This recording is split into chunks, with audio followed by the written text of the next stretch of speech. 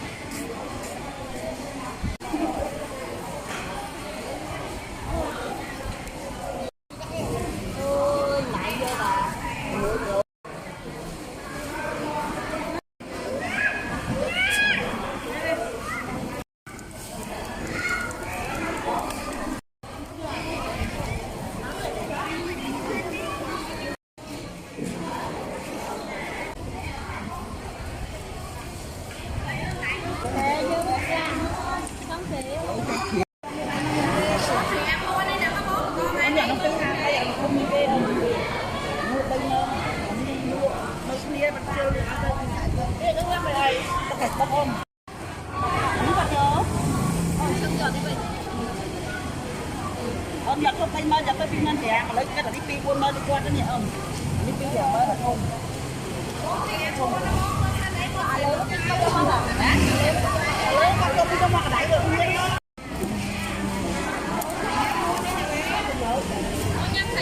có nhâm con ăn này ớt sườn sườn ớt quá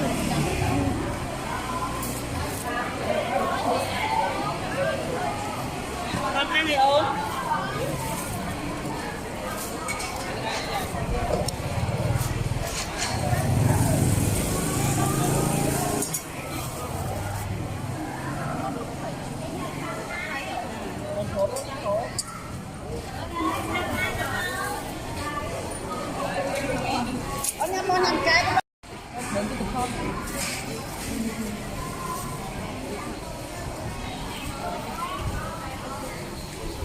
bầu bia với nằm lại ôi kệ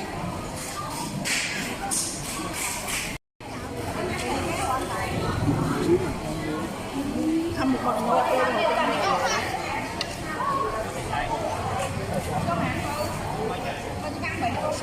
giờ muối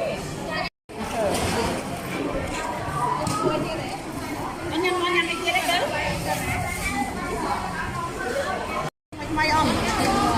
Dạ. Để buôn bán thì ăn món được buôn bán này thì buôn bán không? Bây mình để con anh nuôi bắt mơ, còn bọn cha hổ mua còn mua mơ vậy mà. Buôn mơ lắm. Tôi phi lên phải thẻ mất luôn. Nói chung buôn mơ ăn đâu thôi là không ăn buôn mơ thẻ này. Rồi tôi buôn mơ ra. Lấy buôn mơ mấy cái nó tới. Em ơi.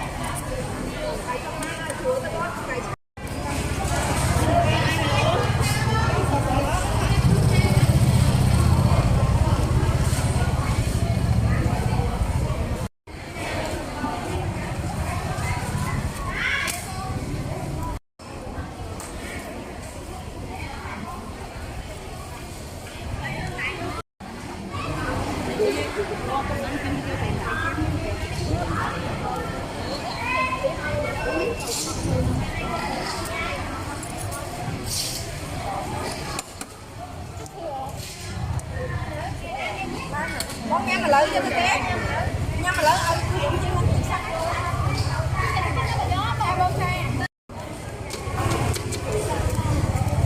cha mẹ tha đâu cho pi tha cho pi tha cha cha không đâu anh nói rồi cha ai bông đặt ra rồi nó bay cái ông cho ai con lo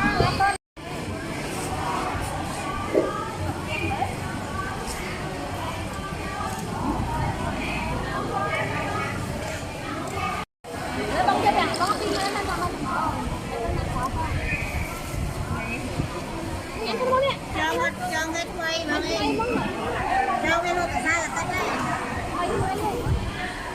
cái mình con thèm quán trước làm con tim lên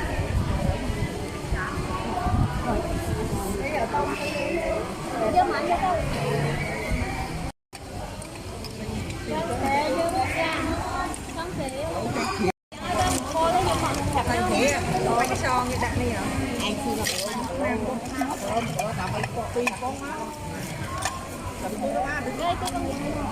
không có trong này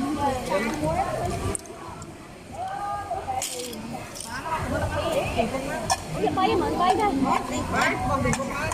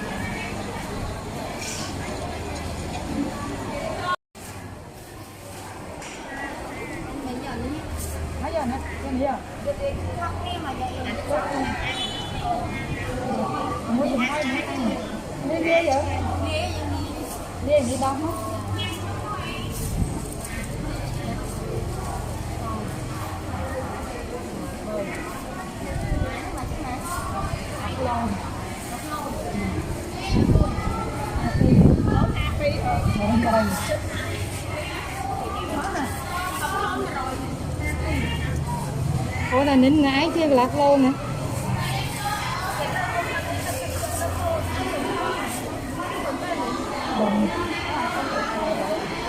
mà chú ơi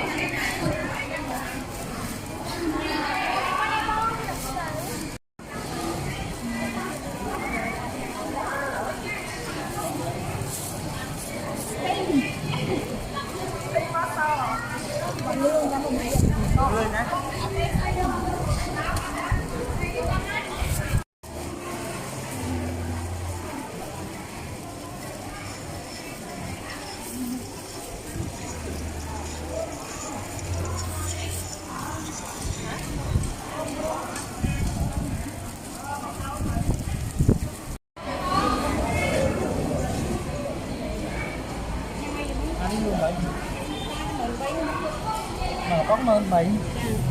Hãy giúp chú bây giờ này. Đập đi nữa.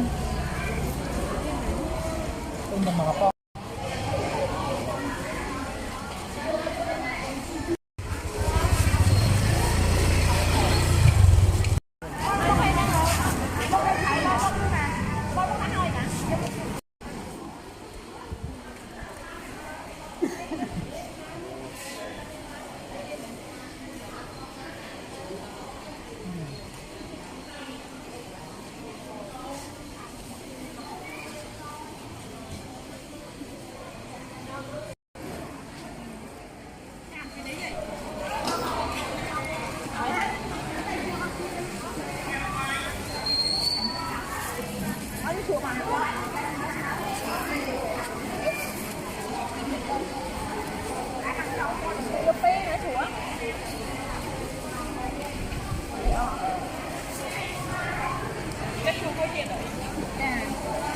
Anh đi đây cái nhiêu mày? Mấy việc